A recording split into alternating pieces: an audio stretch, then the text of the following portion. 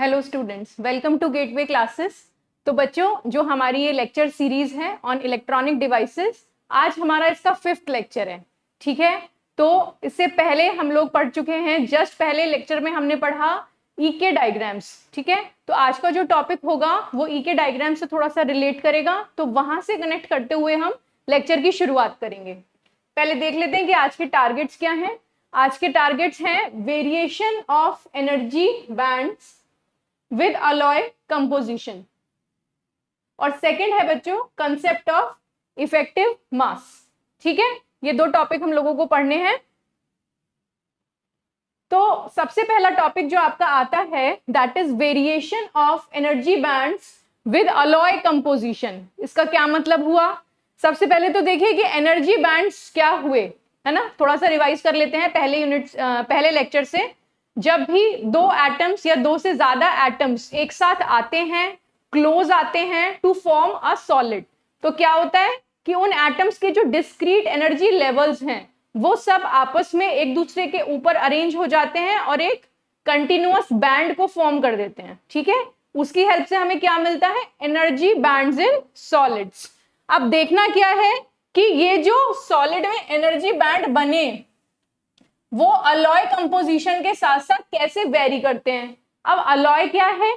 आप सभी जानते हैं, किसी भी चीज को अलॉय को हम कैसे डिफाइन कर सकते हैं? Alloy is any we can say a substance or compound which is made up of a combination of 2 or more than 2 elements. ठीक है, जैसे कि फॉर एग्जाम्पल आपका जो ब्रास है वो दो चीजों से मिलके बना है, कॉपर प्लस जिंक। ठीक है, तो इस तरीके से जो अलॉय मटेरियल्स होते हैं वो हम बनाते हैं दो या दो से ज्यादा एलिमेंट्स के कॉम्बिनेशन से, और जो ये अलॉयज होते हैं दे उनकी कुछ इस तरह की प्रॉपर्टीज, कोई नई प्रॉपर्टीज वो अक्वायर करते हैं which are beneficial to us. ठीक है, तो यहाँ कहने का मतलब यही है कि जो हम नॉर्मल एनर्जी बैंड्स अभी तक पढ़ते आ रहे थे सेमीकंडक्टर्स में, कंडक्शन बैंड, वैलेंस बैंड जो हमने अभी तक पढ़े हैं, तो अलॉय कंपोजिशन मतलब जब हम दो या दो से ज्यादा एलिमेंट्स को मिला करके एक अलॉय कंपोजिशन बनाते हैं तो उसमें जो मेरे ये एनर्जी बैंड्स हैं ये कैसे वेरी करते हैं।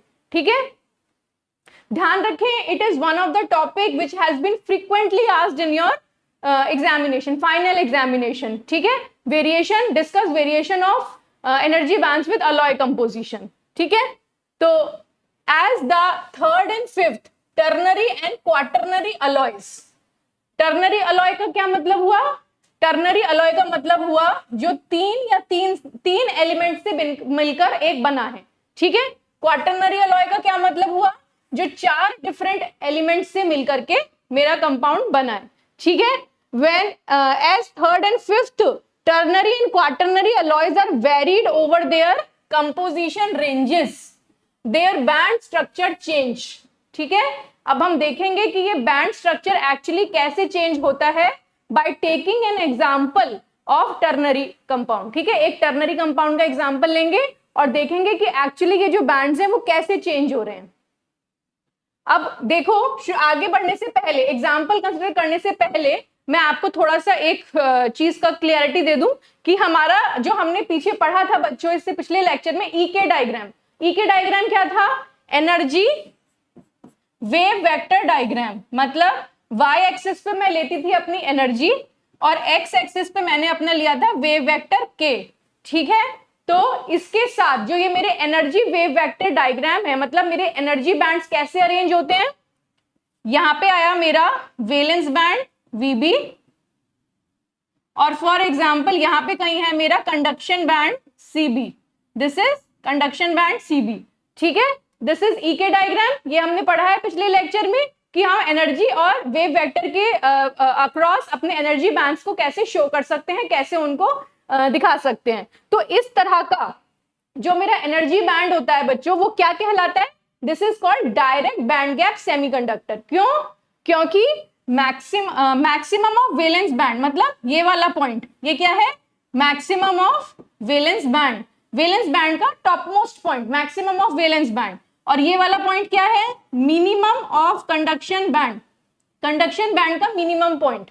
ठीक है ना, क्योंकि maximum of conduction valence band and minimum of conduction band are lying at the same value of k which is equal to k equal to 0। ये दोनों पॉइंट्स कहाँ लाई करते हैं? k की सेम वैल्यू पे लाई कर रहे हैं इस समय, जो कि है k इक्वल्स टू 0। तो ये हुआ मेरा एग्जाम्पल एक डायरेक्ट बैंड गैप सेमीकंडक्टर का, ठीक है।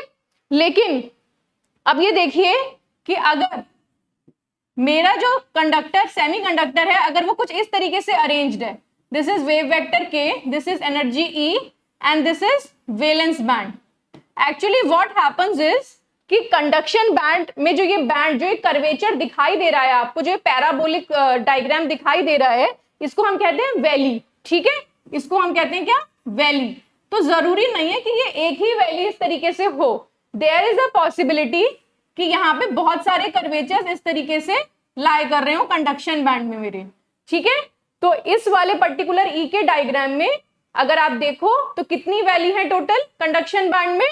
3, 1, 2 एंड 3।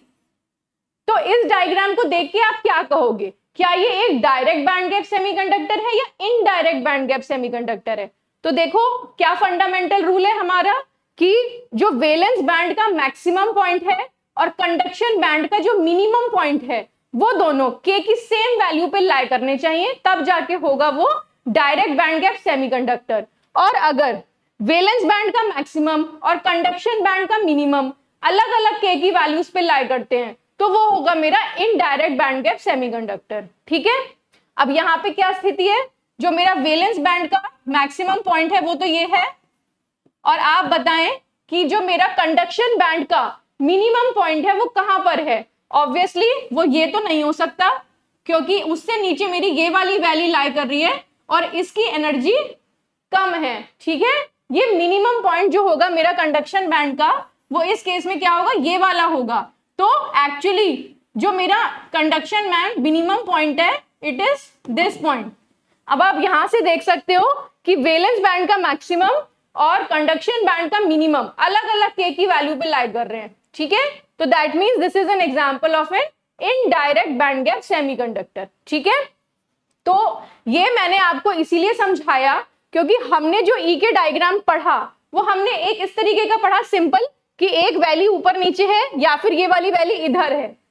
आपको बताने का इंटेंट ये है कि कंडक्शन बैंड में एक से ज्यादा वैली भी पॉसिबल है। वैली मैं किसको कह रही हूँ? इस कर्वेचर को कह रही हूँ, इस पैराबोलिक स्ट्रक्चर को कह रही हूं मैं वैली, ठीक है ना।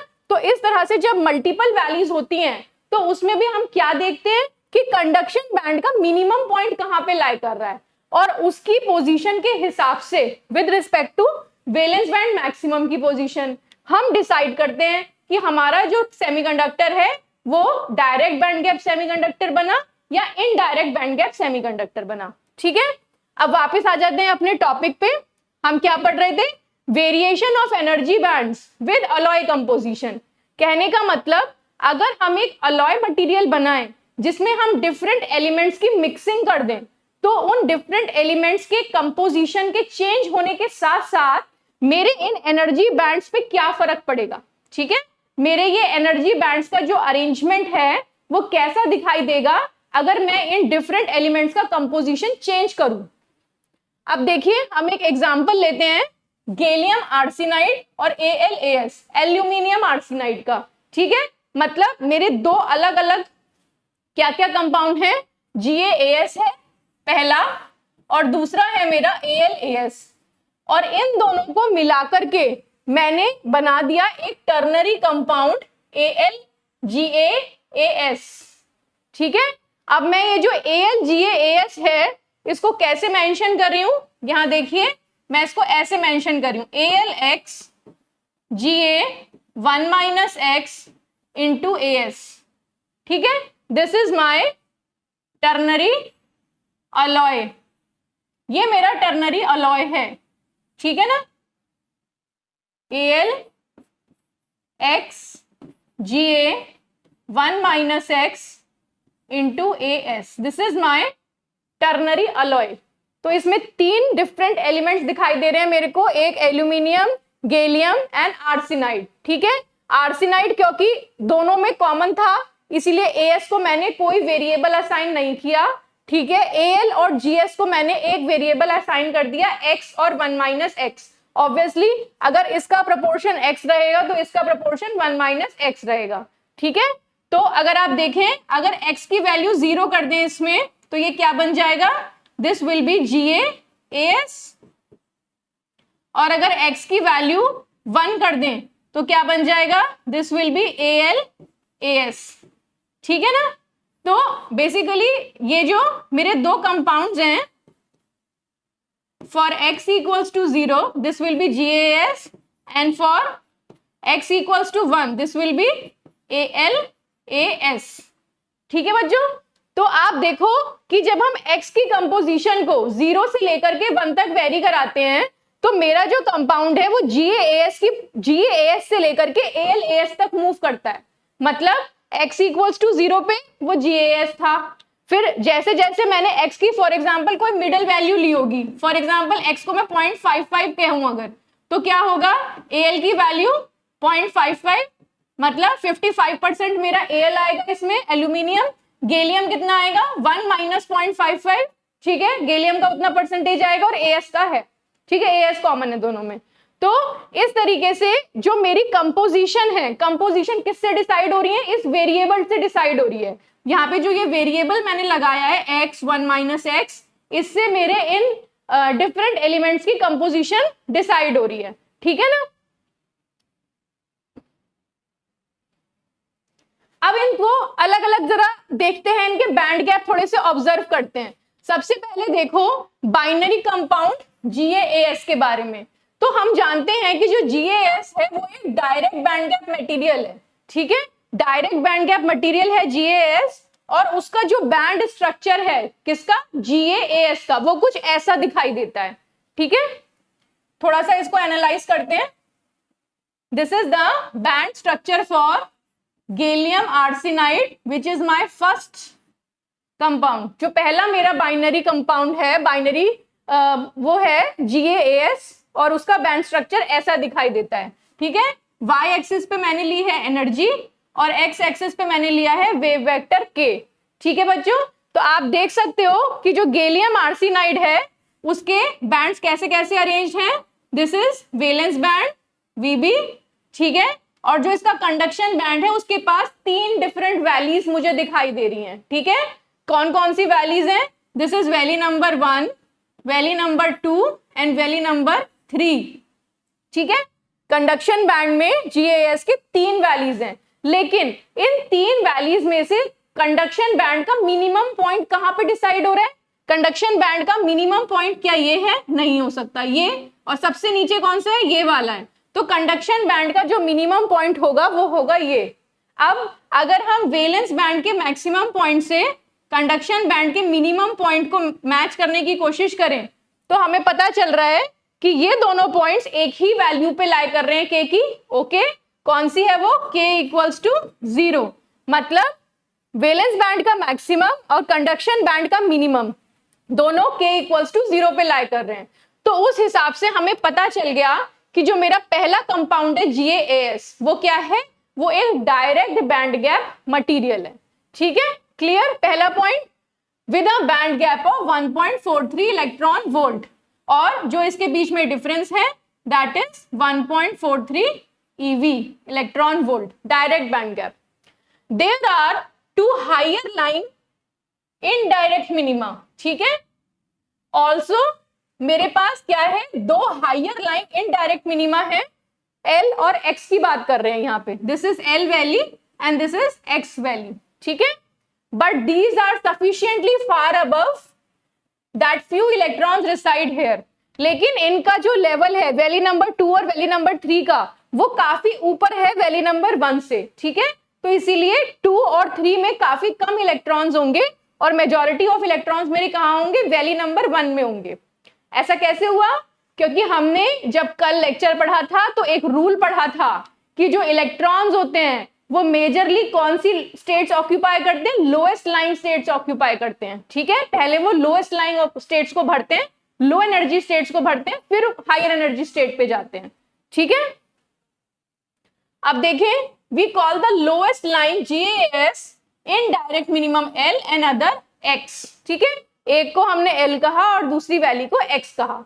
तो ये तो था बैंड स्ट्रक्चर बच्चों GaAs का, ठीक है। हमारा ऑब्जेक्टिव क्या है, हम क्या करना चाह रहे हैं, हम गैलियम आर्सेनाइड और एल्यूमिनियम आर्सेनाइड से एक अलॉय बनाना चाह रहे हैं, AlX Ga1-X As, है ना।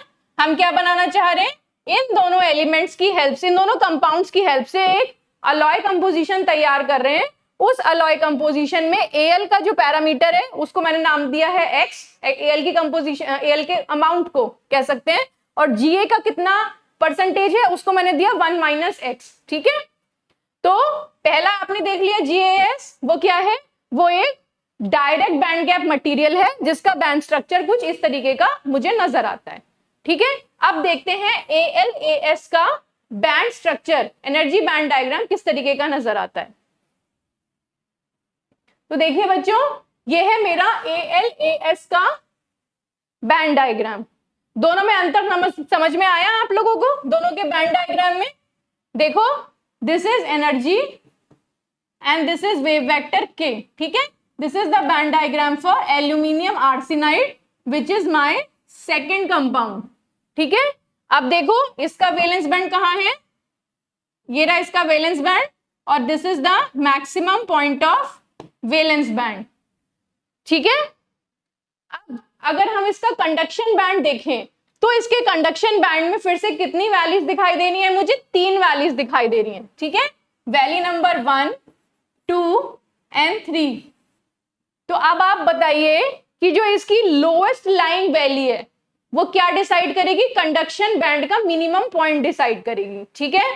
तो इस डायग्राम से हमें पता चल रहा है कि एल्यूमिनियम आर्सेनाइड के लिए जो कंडक्शन बैंड का मिनिमम पॉइंट है वो कहां पे लाई कर रहा है, यहां पे लाई कर रहा है, ठीक है। This point is the minimum point of conduction band, ठीक है।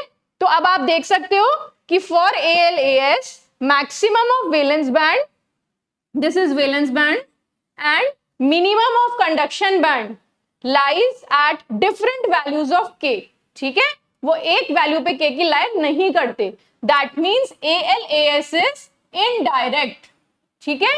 इनडायरेक्ट मटेरियल हो गया मेरा ये, therefore material is indirect with a band gap of 2.16 electron volts, और यहाँ पे जो इसका ये बैंड गैप है इतना, दिस इज 2.16 EV, ठीक है। क्लियर है यहां तक? तो दैट मीन्स ओवरऑल हम क्या करना चाह रहे हैं, फिर से देखो, ओवरऑल हम क्या करना चाह रहे हैं, गैलियम आर्सेनाइड जो कि एक डायरेक्ट बैंड गैप मटेरियल है उसको मिलाना चाह रहे हैं AlAs के साथ जो कि एक इनडायरेक्ट सेमीकंडक्टर मटेरियल है, ठीक है, to form an alloy composition AlX Ga1-X and As, ठीक है बच्चों। तो जो ये मेरा अलॉय बनेगा, इस अलॉय को आप कैसे डिफाइन करोगे, इस अलॉय की एनर्जी स्टेट से आप कैसे बताओगे कि ये डायरेक्ट बैंड गैप मटेरियल होगा, क्या ये इनडायरेक्ट बैंड गैप मटेरियल होगा, ठीक है। ये कैसे तय करेंगे हम, तो यही है मेरा main topic, variation of energy bands with alloy composition. तो अलॉय कंपोजिशन में जब डिफरेंट कंपोनेंट्स की जो वो है वैल्यू है वो वेरी करती है, उसके हिसाब से मेरे एनर्जी बैंड्स कैसे वेरी करते हैं, ठीक है। तो इसमें एक इंटरेस्टिंग पॉइंट निकल के आएगा, वो इंटरेस्टिंग पॉइंट ये निकल के आएगा कि ये जो मेरा अलॉय बना AlGaAs, ये दोनों तरह की प्रॉपर्टीज शो करेगा, डायरेक्ट बैंड गैप मटेरियल की प्रॉपर्टी भी शो करेगा और इनडायरेक्ट बैंड गैप मटेरियल की प्रॉपर्टी भी शो करेगा, लेकिन उसकी वो चीज किस चीज पे डिपेंड करेगी, x की वैल्यू पे डिपेंड करेगी। देखते हैं कैसे, देखो जो मेरा टर्नरी अलॉय है AlX Ga1-X Ax, all of these conduction band minima move up relative to the valence band as the composition of X varies from 0 to 1। कहने का क्या मतलब है, जब हम GaAs और AlAs को मिलाकर के एक अलॉय कंपोजिशन तैयार करते हैं तो उस अलॉय कंपोजिशन में Al X, Ga 1 minus x और As में जैसे जैसे मेरी x की वैल्यू 0 से लेकर के 1 तक प्रोसीड करती है, 1 तक जाती है, तो जितने भी मेरे कंडक्शन बैंड के मिनिमा थे, कंडक्शन बैंड की वैल्यूज थी, वो ऊपर मूव करती हैं, ऊपर की तरफ मूव करती हैं। आप देख सकते हो इस डायग्राम में, ये देखो यहाँ पे मैंने x एक्सिस पे क्या लिया है, x की वैल्यू ली है। x क्या है मेरा, एल्यूमिनियम का फ्रैक्शन है कि एल्यूमिनियम मैं कितना डाल रही हूँ, जितना एल्यूमिनियम डाल रही हूँ गैलियम उससे 1 माइनस एक्स होगा, ठीक है। तो x क्या है, एल्यूमिनियम का फ्रैक्शन। तो x एक्सिस पे मैंने x की वैल्यू ली है और यहाँ पे मैंने ली है बैंड गैप एनर्जी, ठीक है। बैंड गैप एनर्जी जो दो बैंड्स के बीच की एनर्जी होती है, ठीक है। तो आप देखो जब x की वैल्यू 0 थी तो मेरी ये पोजीशन थी, x की वैल्यू 0 पे क्या आता है, x की वैल्यू यहाँ पे 0 रख दें, फॉर x इक्वल्स टू 0, ये मेरा मटेरियल क्या बन जाएगा, GaAs। तो इस पॉइंट पे x इक्वल्स टू 0 पे जो ये अलॉय है वो किसकी प्रॉपर्टीज शो कर रहा है, GaAs की प्रॉपर्टीज शो कर रहा है। GaAs क्या था, एक डायरेक्ट बैंड गैप मटेरियल था, ठीक है, जिसमें लोएस्ट लाइंग वैली कौन सी थी, ये वाली। अगर आपको याद हो, this was the lowest lying valley at k equals to 0 only, ठीक है ना। अब जैसे जैसे हमने x की कंपोजिशन बढ़ाई, मतलब x की कंपोजिशन बढ़ाई मतलब एल्यूमिनियम का फ्रैक्शन बढ़ाया, जैसे जैसे हमने एल्यूमिनियम का फ्रैक्शन बढ़ाया तो ये सारे जो वैलीज थे, x valley, l valley and rho tau valley, ये वाले जो वैलीज थे ये अपवर्ड्स मूव होना शुरू हो गए, ठीक है। तो फिर एक पॉइंट आया यहाँ पे, ये जो पॉइंट है ये लगभग होता है 0.38, ये जो पॉइंट आता है ये आता है लगभग 0.38 पे, ठीक है। मतलब जिस पॉइंट पे एल्यूमिनियम का फ्रैक्शन 0.38 हो जाता है, जब मेरा x 0.38 वैल्यू तक पहुंच जाता है, मतलब एल्यूमिनियम 38% मेरा एल्यूमिनियम इस अलॉय कंपोजिशन में पहुंच जाता है, उसके बाद एक चेंज होता है। वो चेंज क्या होता है कि जो मेरी x वैल्यू थी वो मेरी लोएस्ट लाइन वैल्यू बन जाती है, ठीक है। ये वाली जो वैल्यू पहले लोएस्ट लाइन थी ये ऊपर की तरफ पहुंच जाती है और L भी थोड़ा सा ऊपर शिफ्ट हो जाता है, ठीक है। तो शिफ्ट कहां पे आया, x की वैल्यू 0.38 पे, मतलब जब मेरे Al एल्यूमिनियम का परसेंटेज 38% से ऊपर पहुंचेगा तब ये जो मटेरियल है अपनी प्रॉपर्टीज को चेंज करेगा from direct band gap material to indirect band gap material, ठीक है। दोबारा समझते हैं एक बार, देखो जब तक x की वैल्यू 0 थी तब तक ये मटेरियल क्या था, गैलियम आर्सेनाइड। तो गैलियम आर्सेनाइड में जो लोएस्ट लाइन वैल्यू थी मेरी ये वाली थी 1 वाली, तो ये डायरेक्ट बैंड गैप की प्रॉपर्टी शो कर रहा था। कब तक शो कर रहा है, जब तक मेरा एल्यूमिनियम का परसेंटेज 0.38 या 38% नहीं पहुंच रहा। जैसे ही मेरी x की वैल्यू 0.38 को क्रॉस करी तो जो मेरी लोएस्ट लाइन वैल्यू थी गैलियम आर्सेनाइड में ये ऊपर चली गई और जो मेरी x वैल्यू थी वो नीचे आ गई, इस तरीके से, ठीक है ना। तो हमको पता है कि जो कंडक्शन बैंड का मिनिमा होता है, मतलब जो वैल्यू लोएस्ट लाइन वैल्यू होती है वही डिसाइड करती है कि आपका जो सेमीकंडक्टर है वो डायरेक्ट है कि इनडायरेक्ट है, ठीक है। तो इस पॉइंट के बाद से जो आपका मटेरियल है वो क्या हो जाएगा, इनडायरेक्ट बैंड गैप मटेरियल की प्रॉपर्टीज शो करेगा, ठीक है।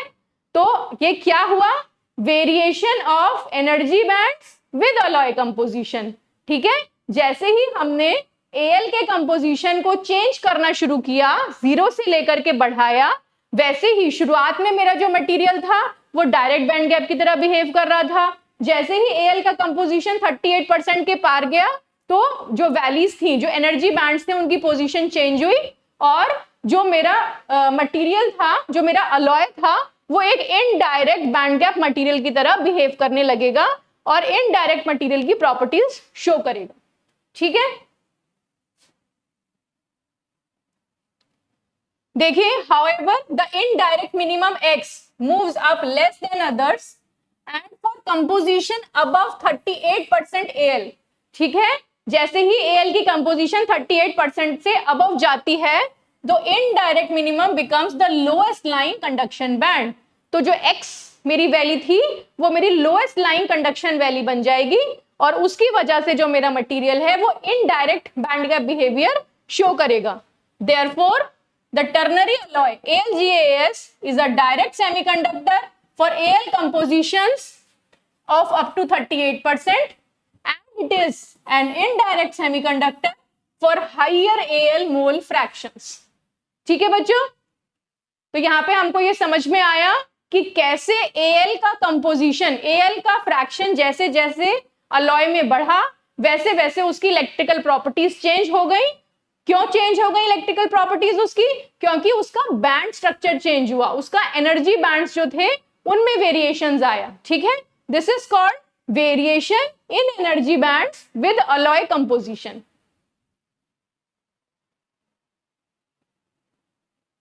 एक और एग्जांपल है यहाँ पे हमारे पास, पहले हमने देखा था AlGaAs, ऐसे ही एक और हमारा टर्नरी अलॉय है।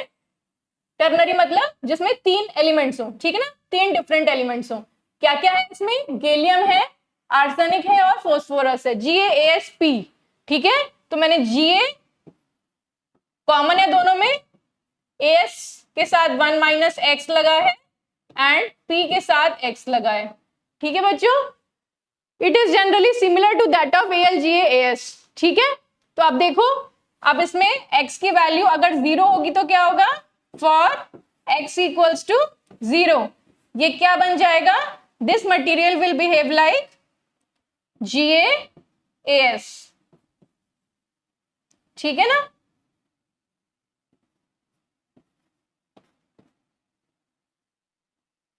this material will be GaAs for X equals to 0.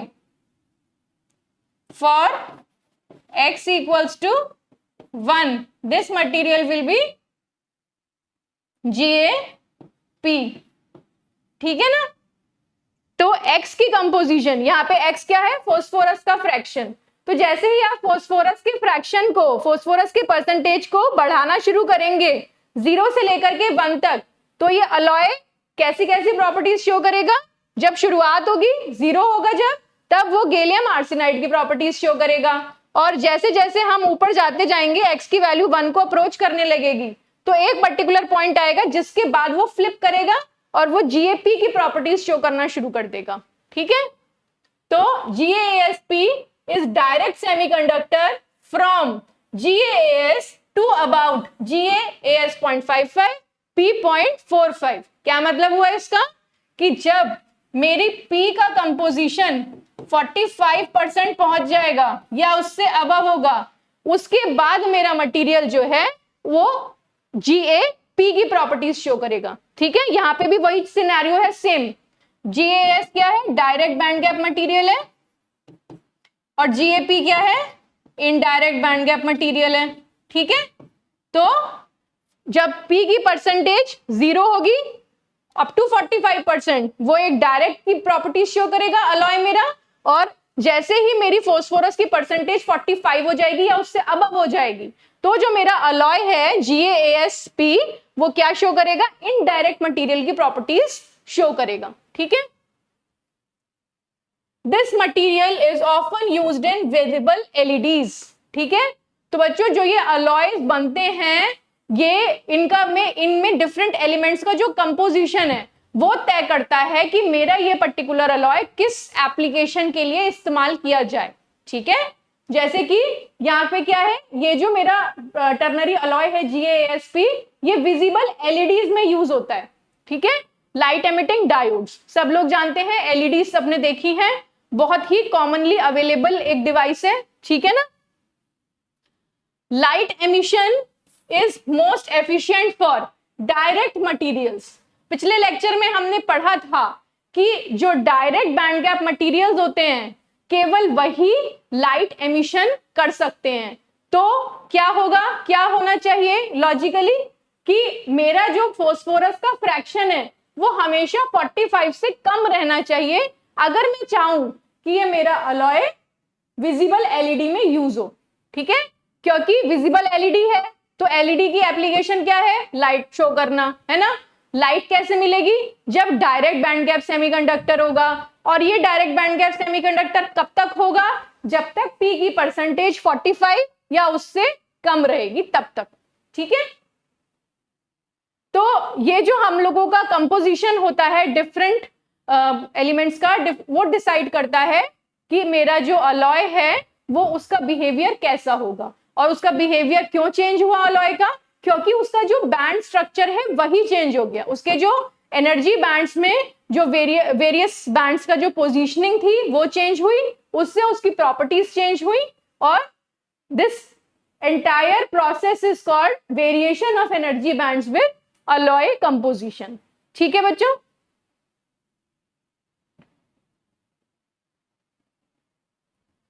इस यूनिट का आपका आखिरी टॉपिक आता है कंसेप्ट ऑफ इफेक्टिव मास। ठीक है, तो कंसेप्ट ऑफ इफेक्टिव मास भी एक आपका बहुत ही फ्रीक्वेंटली आस्क्ड क्वेश्चन है। What is effective mass? Derive the formula for it. ठीक है, तो नेक्स्ट हम देखते हैं व्हाट इज इफेक्टिव मास। देखो, इफेक्टिव मास और मास में फर्क क्या है, पहले ये समझना जरूरी है। तो अगर हम बात करें कि आपका कोई पार्टिकल फ्री स्पेस में है, ठीक है, अगर आपका कोई पार्टिकल फ्री स्पेस में है तो उसका रेस्ट मास है m0, ठीक है, उसका मास है m0। तो लेकिन अगर ये आपका जो पार्टिकल है ये एक क्रिस्टल स्ट्रक्चर के अंदर एंटर कर गया, है ना, हमने पढ़े थे crystal structure, different types of cubic crystals पढ़े थे। मान लो आपका ये जो पार्टिकल है वो इस क्रिस्टल के अंदर एंटर कर गया, तब क्या होगा? क्या उसका मास जो फ्री स्पेस में है वही उसका मास यहां रहेगा? नहीं रहेगा। क्यों? क्योंकि जब आपका पार्टिकल फ्री स्पेस में होता है तो उसके ऊपर कोई भी फोर्स एक्ट नहीं कर रही एडिशनल। जब आपका पार्टिकल किसी क्रिस्टल के अंदर पहुंच गया, एंटर कर गया, तो उसके ऊपर बहुत सारी फोर्सेस एक्ट कर रही हैं। ठीक है, the electron in a crystal are not completely free. यही कहना चाहते हैं ये कि क्रिस्टल के अंदर जो इलेक्ट्रॉन पहुंच जाता है वो फ्री नहीं होता, that is not completely free, but instead it interact with the periodic potential of lattice. ठीक है, तो जो हमारा लैटिस स्ट्रक्चर है उसके पीरियोडिक पोटेंशियल के साथ वो इंटरैक्शन में आ जाता है। ठीक है, as a result their wave particle motion can not be expected to be as same for electrons in free space. ठीक है, कुल मिलाके जो बात है वो ये है कि जो फ्री स्पेस में आपका इफेक्टिव मास होगा that will be different free space, और जो आपका इफेक्टिव मास होगा दैट विल बी डिफरेंट जो कि आपका मास होगा inside a crystal. Applying the usual equations of electrodynamics to charge carriers, ठीक है, we use altered value of particle mass. तो हमको जो पार्टिकल मास की वैल्यू हम यूज करते हैं एक्चुअली वो डिफरेंट होती है as compare to its rest mass in free space. ठीक है, अब देखते हैं इसका कैलकुलेशन कैसे करेंगे। तो बच्चों, जो आपका इफेक्टिव मास है इलेक्ट्रॉन का, ठीक है, वो E के रिलेशनशिप के हिसाब से ये आता है, effective mass is equal to h cut का whole square divided by d square E upon d के स्क्वायर। ठीक है, अब मैं ये टर्म्स आपको वन बाय वन एक्सप्लेन करूंगी विद इट्स डेरिवेशन।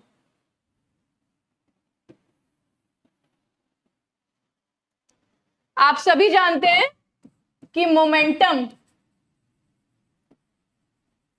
पिछले लेक्चर में भी हमने डिस्कस किया था, momentum is equal to p is equal to mass into velocity. ठीक है, momentum p is equal to the product of mass and velocity. तो ये हो गया। Then total kinetic energy, total kinetic energy E is given by half mv square. ठीक है, यहां तक सभी लोगों को पता है energy E equals to half mv square. अगर हम केवल काइनेटिक एनर्जी की बात कर रहे हैं यहाँ पे तो देखिए E equals to half m square v square upon m। ऊपर नीचे न्यूमरेटर डिनोमिनेटर में मैंने क्या किया है, m से मल्टीप्लाई कर दिया है। ठीक है, तो जो मेरे ऊपर की टर्म बनी है क्या बनी, देखो बच्चों, this is P square upon 2m, ठीक है ना। एम वी क्या है, मोमेंटम p, तो मैंने इसको यहाँ पे रिप्लेस कर दिया, तो energy E becomes equal to p square upon 2m, ठीक है। अब हम सभी जानते हैं, हमने श्रोडिंगर वेव इक्वेशन में क्वांटम मैकेनिक्स के लेक्चर में पढ़ा था कि जो मेरा वेव वेक्टर होता है k, the wave vector k is equal to h cut, the wave vector k is equal to momentum p upon h cut, ठीक है। This is k is wave vector, p क्या है मेरा, momentum, अभी हमने पढ़ा, और h कट क्या होता है बच्चों, h cut is a constant which is equals to Planck's constant h upon 2 pi, ये भी मैंने आपको पढ़ाया था क्वांटम मैकेनिक्स के लेक्चर में, ठीक है। तो यहां से मेरी क्या वैल्यू आ गई मोमेंटम की, p is equal to k wave vector into h cut, ये आ गई मेरी p की वैल्यू। नाउ इस p की वैल्यू को मैं इस इक्वेशन में सब्स्टिट्यूट करूंगी, ठीक है। तो मेरा E क्या बन जाएगा, energy E is equal to k square into h cut square upon twice of m, ठीक है, यहां तक पहुंचे। अब नाउ डिफरेंशिएट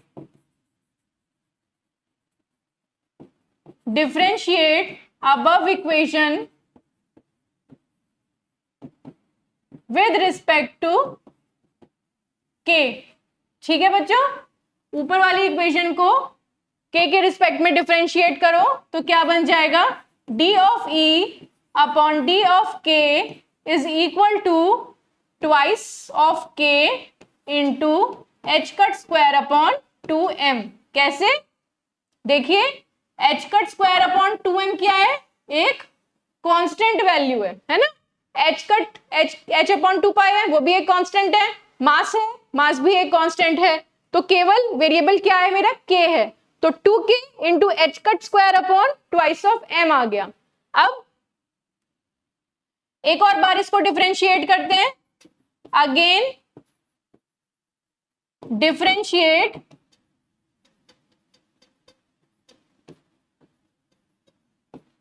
above इक्वेशन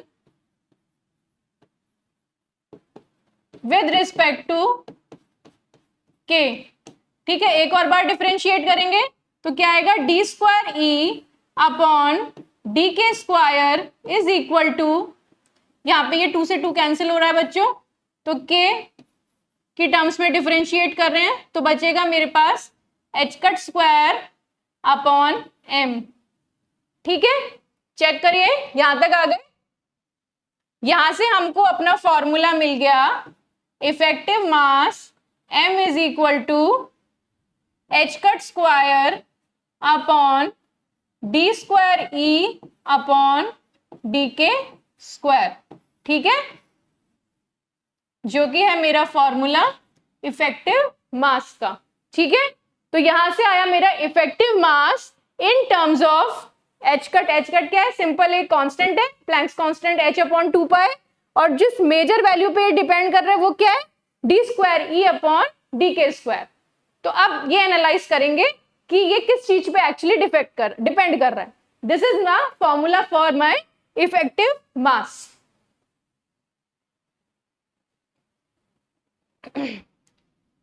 तो देखो बच्चों क्या फॉर्मूला निकाला हमने इफेक्टिव मास का, effective mass is equal to h cut square upon d square E by d के स्क्वायर, ठीक है, ये फॉर्मूला निकाला हमने इफेक्टिव मास का। अब देखो h कट क्या है, h cut is equal to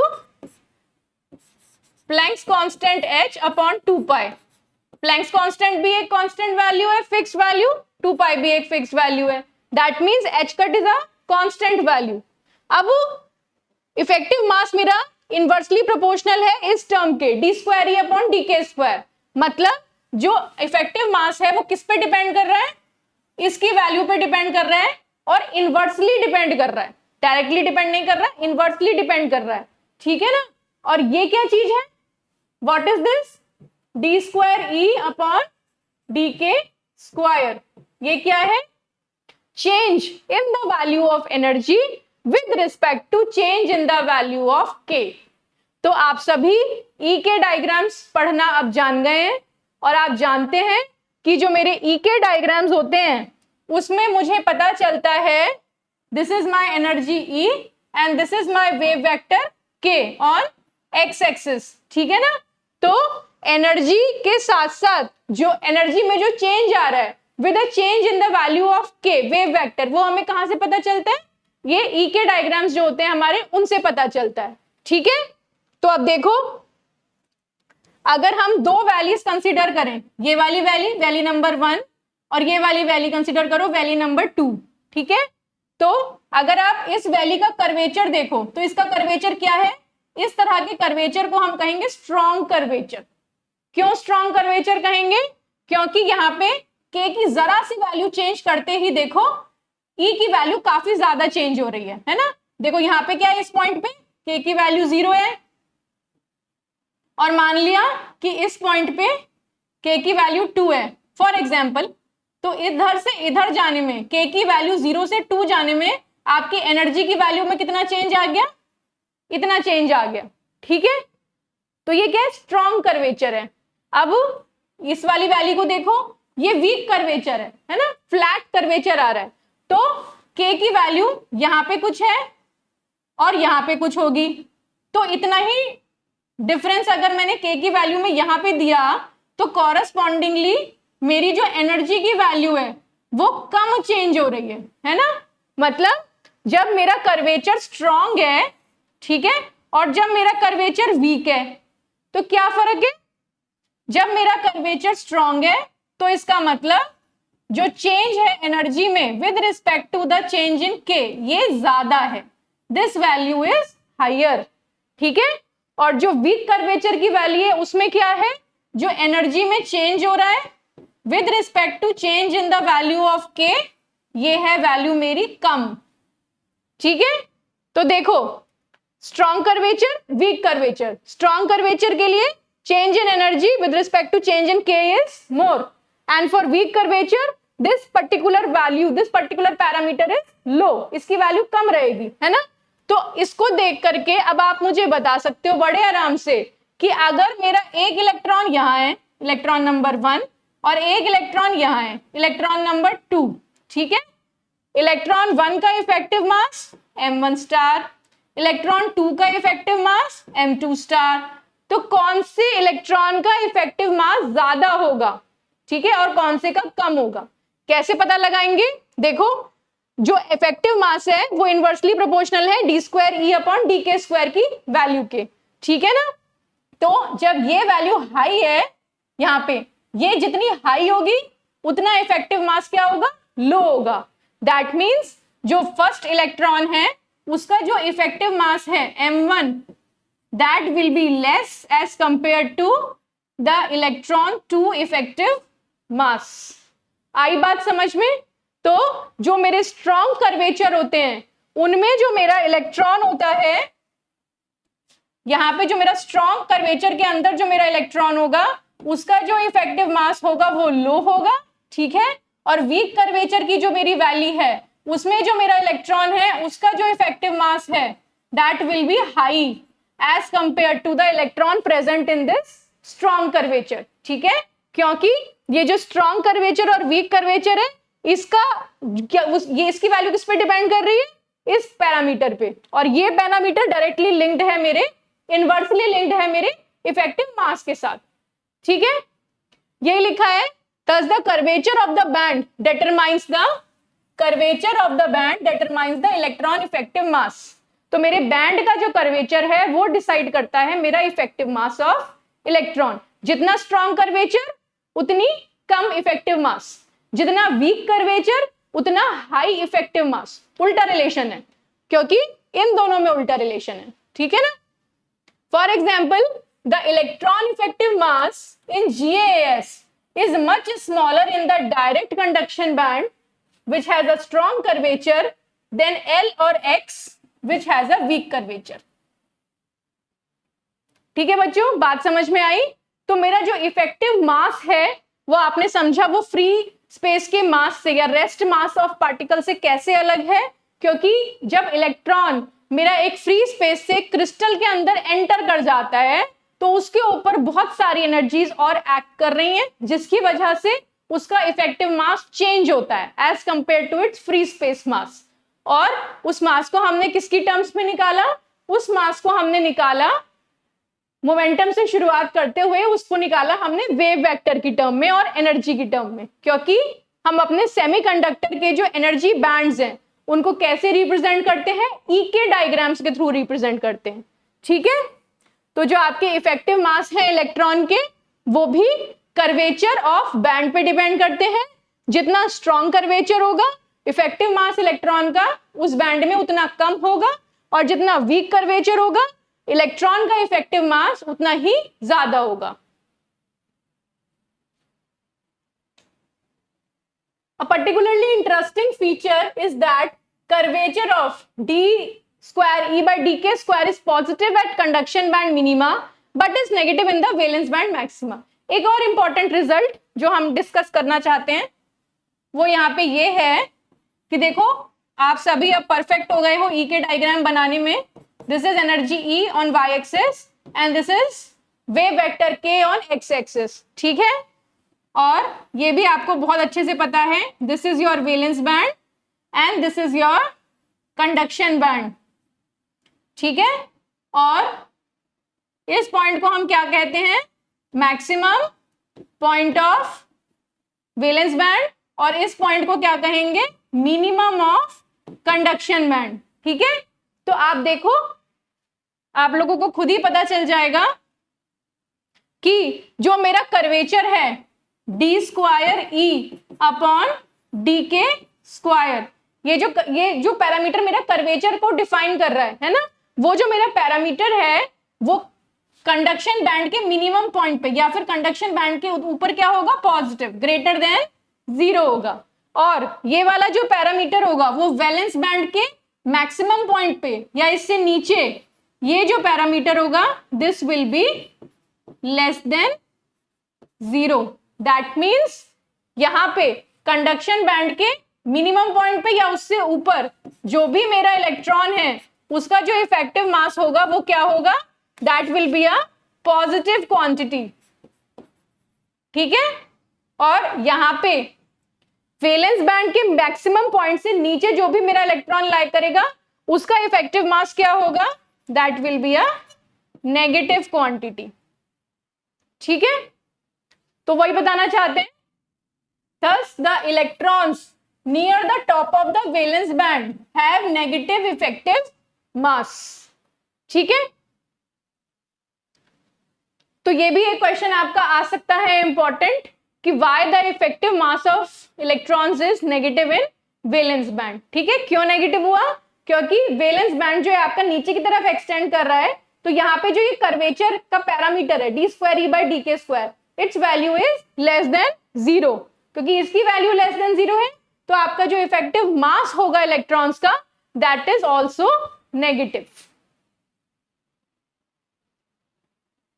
आप देख सकते हैं आपके जितने भी प्रीवियस ईयर पेपर्स हैं सभी में रिपीटेडली इस पर्टिकुलर टॉपिक से क्वेश्चंस आए हुए हैं। What do you mean by effective mass of carriers? ठीक है, differentiate between direct and indirect band gap semiconductors, discuss the variation of energy band with alloy composition, जो हमने पहला टॉपिक डिस्कस किया था। ठीक है, what do you mean by effective mass of electron, derive the relation between effective mass and curvature of energy band. ठीक है, effective मास क्या होता है आप जानते हैं। इफेक्टिव मास अभी अभी हमने पढ़ा, this is m star, and curvature of energy band किससे डिफाइन होता है?